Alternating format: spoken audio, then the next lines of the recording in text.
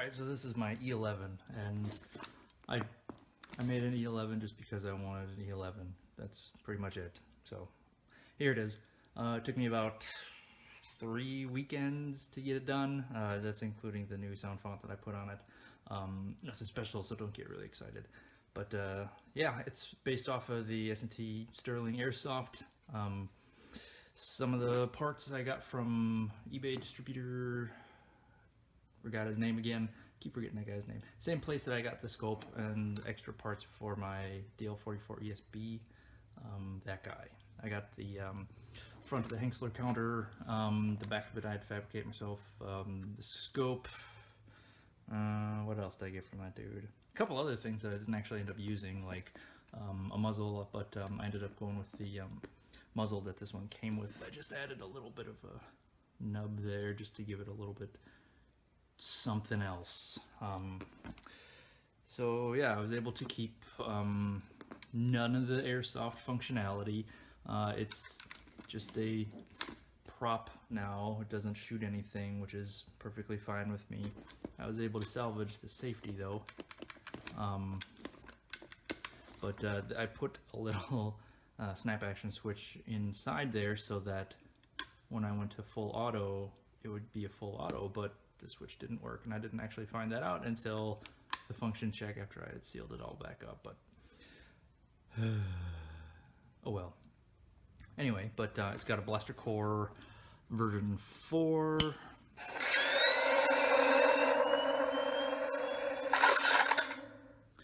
The rail, I just bought some aluminum bar, and I realized I should have used steel, because when I was taking pictures on that stupid stand, I dropped it and dented it. So now it's like, so, but here's the charging handle.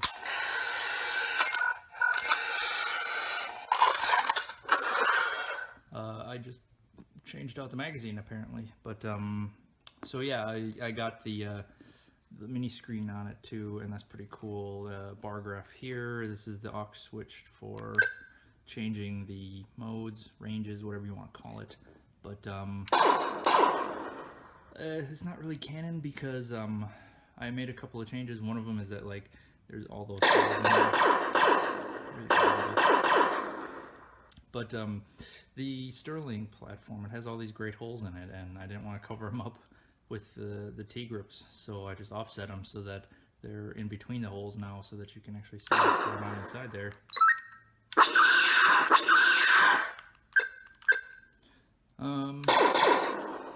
So yeah, this is the Imperial Trooper sound font on BlasterCore, and I made M41A from Aliens.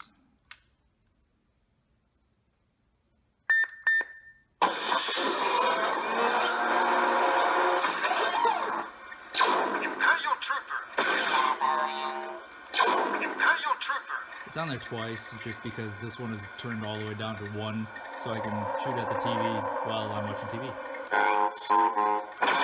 Blaster. Laser Eagle. M41A. M41A. So I went with 150 rounds, just because there's 3 on here, and if I went with 95, then that one would constantly be 0. So I went with the 150 rounds, and 10 grenades, which I thought was sufficient. Maybe 10 grenades for other people might not be, but for me it was fine. So back to 150.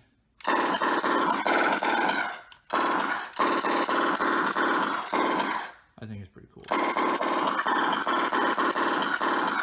And they're all 4-round bursts, so it kind of alleviates the need for a full auto. But yeah, so it's on range 4, so every time you pulled it, well, that was only 2. Anyway, it's on 4-round burst, so supposedly that should be counting down by 4s, but sometimes it doesn't do that.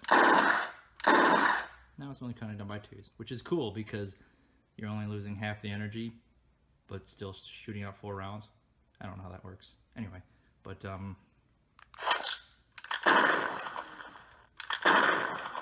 Those are the grenades. And there's no delay between trigger pulls, so you can get that cool, typical alien pulse rifle sound. Really, all it is just a standard gunfire, but stuttered so that it's full auto, and then you put some flange on it, and the wave, you just pull different pieces from the different parts of the wave so that it has the different, that phasing in and out sound. And voila, you have a pulse rifle. So, let's go back to...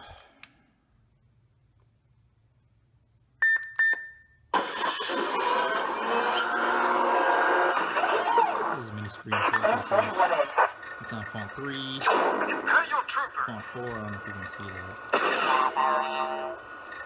Imperial Trooper. We'll go to the quiet one. Imperial Trooper. So you can see it's so much quieter. So it's really handy, so when you want to shoot the TV while you're watching it, that's what that's for. And, kill key, it's on a neodymium so that it sticks to the body.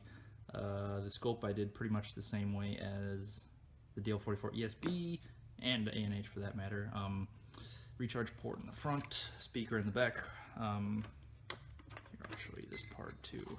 But it's got 2 speakers.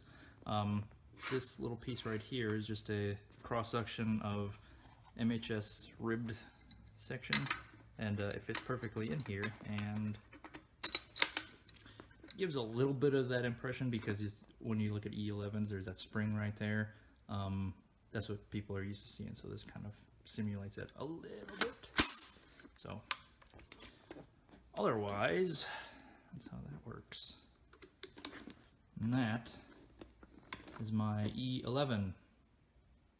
Alright, see you later.